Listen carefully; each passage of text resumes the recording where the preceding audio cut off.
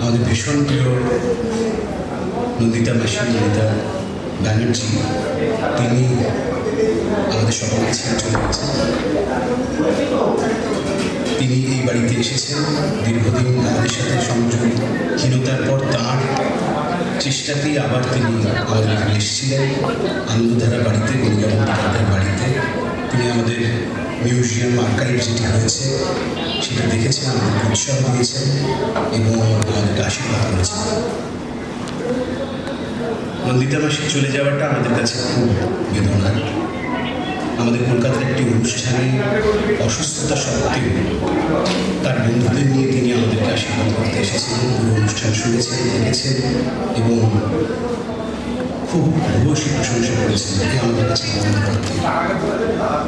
নন্দিতা মাসি চলে যাওয়ায় আমাদের সকলের মধ্যে একটা ভীষণ শূন্যতা তৈরি হয়েছে। কারণ এত একজন কী বলবো, মানে প্রাণোচ্ছল মানুষ এরকমভাবে চলে যাওয়াটা, এটা আমাদের কাছে খুবই বেদনার, খুবই আঘাত। আমার মা বিথিকা মুখোপাধ্যায় তার বন্ধু ছিলেন। আমি একটু বলবো, মা খুবই সবার, তাও একটু বলবো যদি দু কথা বলে।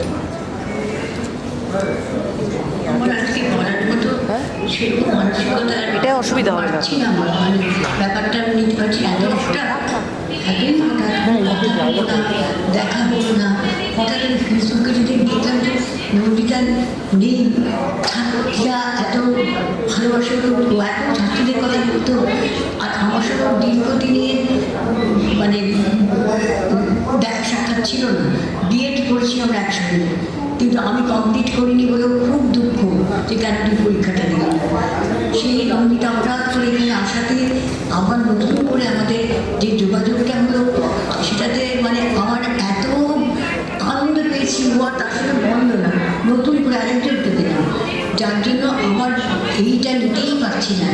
কারণ সবে আমার তো বয়স হচ্ছে, এই সবে একটা আমার নতুন বন্ধুত্বের বাগানে আমি সাংঘাতিকভাবে আনন্দ করে একটা জড়িত হয়ে গেলাম। সেই সময় আমরা সূচিত করতে লেগেছে। আমার এটাতে আমি এক্সপেক্ট করিনি, আশা করিনি। আর আজকে আমার তোমরা যারা ছাত্রীরা এখানে আছো তাদের বলছি, তোমরা বিরাট জিনিস পেয়েছো ওর সঙ্গে। আর আমি আমার জীবনের বন্ধুত্বের দিক থেকে আমি একেবারে এত বেশি মানে মানে কী বলবো, তোকে ঠিক বলবো বলতে পারছি, কিন্তু আমি ভীষণ জীবনটা আমার ভর্তি হয়ে আছে এই বন্ধুত্বের এখন। আর বন্দনা এখন আমার সঙ্গে যোগাযোগ আমি চালাবো, তোমাদের কথা আমি বন্দনার কাছে শুনবো। তোমরা সবাই ভালো থেকো, নন্দিতারই থাকবে, সবার কাছে থাকবে, আমার কাছেও নন্দিতা ঠিক আগের মতোই রয়ে গেল। এইখানেই গোলাপীকে শেষ করছে, তারপরে বেশি উঠতে পারছি না।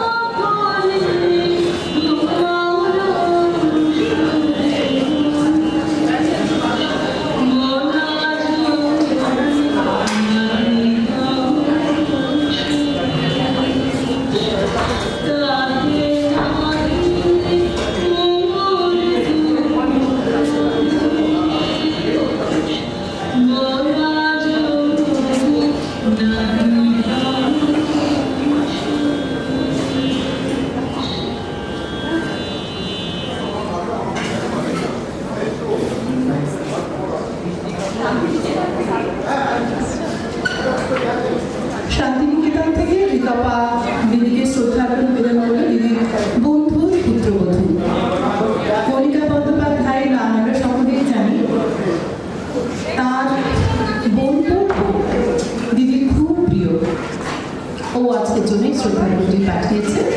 একটু আগে ওর শাশুড়ি মা এবং প্রিয়ম দুজনেই কথা বলছে, আমরা দেখলাম। একটা কথা বলার জন্য থামালাম, সেটা হচ্ছে যে যারা পরে এসেছো, দুর্গাপুর গার্লস হাই স্কুলের ছাত্রী, সেই বোন, দিদি, বন্ধু সকলকে বলছি ওখানে একটা খাতা রাখা আছে, তোমরা সবাই সেখানে স্বাক্ষর করবে নিজের হাতে, আর পাশে নিজেদের মাধ্যমিক বা উচ্চ মাধ্যমিকের যে সাল সেটা লিখবে। এটা তো বড়দি আমাদের প্রত্যেক বছর পুনর্মিলন উৎসবে আয়োজন করতেন, বন্দনাদি মনে করিয়ে দিয়েছেন এবারও। তাই আমরা যে দিদির কাছে এসেছি, আমাদের সকলের কাছে সেই খবরটুকু ধরা থাক বড়দির চিরন্তন নির্দেশের মতো। আর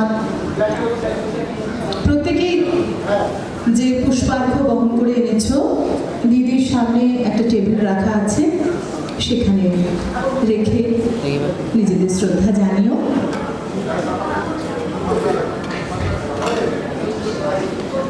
আমরা আবার গানে ফিরব, কথায় ফিরব।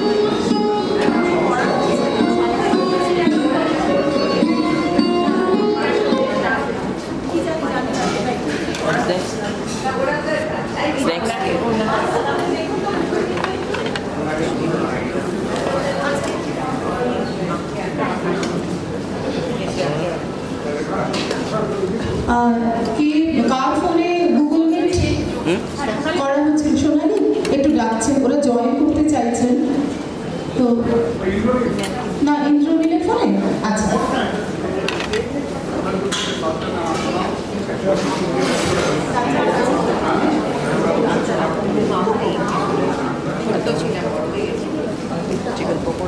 প্রত্যেকেই আগে স্বাক্ষর করবে ওখানে, আর নিজেদের এই যে আমার হাজব্যান্ড বসে আছে ওখানে, তো আগে নিজেদের স্বাক্ষর করে এবং সালটা লিখবে, কোন সাল, মাধ্যমিক বা উচ্চ মাধ্যমিক, তারপরে বসবো।